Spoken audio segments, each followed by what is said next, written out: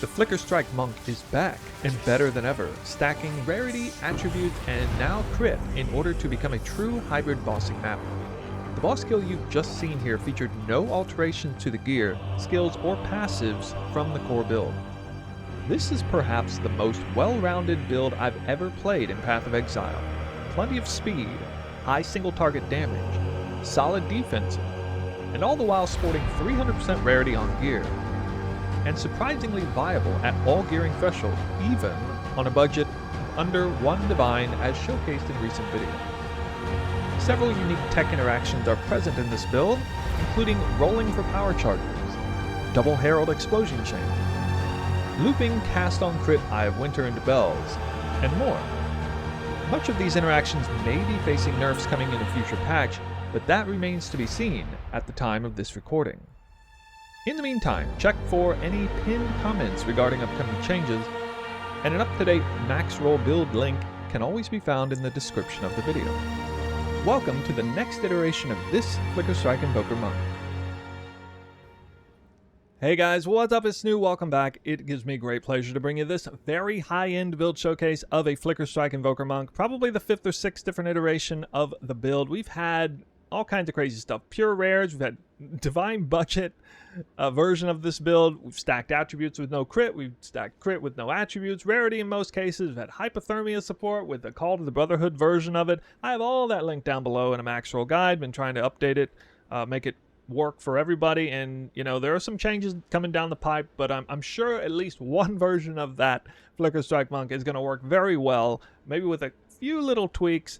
I'm looking forward to seeing what an upcoming patch has to bring us. We are getting some great information tomorrow in an interview. It's not going to be the patch tomorrow. It's probably going to be at least a full week. So I figured, especially since there's a lot of demand, for me to come out with an updated version of this build in a serious kind of video, a longer form video.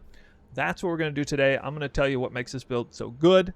I mean, I kind of already have the intro showcase just about everything. It's amazing at killing bosses really fast. It can clear like nobody's business. Auto flicker striking around corners. I probably should have shown a highlight of towers, just because you can get through the towers so fast by just spamming flicker strike around corners. Anytime there's a single monster on a screen, you just instantly port to it, kill it, and clear everything else around with the Herald tech, which may or may not be here in a week.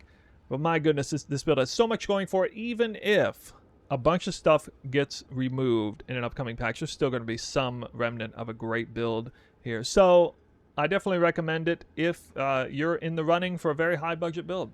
This is a showcase. You can think of it as a guide if you want, but if you are, then you're definitely a high roller, because I've sunk hundreds and hundreds of divines into this build at this point. We'll go over the gear, the skills, the gems, jewels, passives, and there's not a path of building today, but maybe tomorrow. I don't know.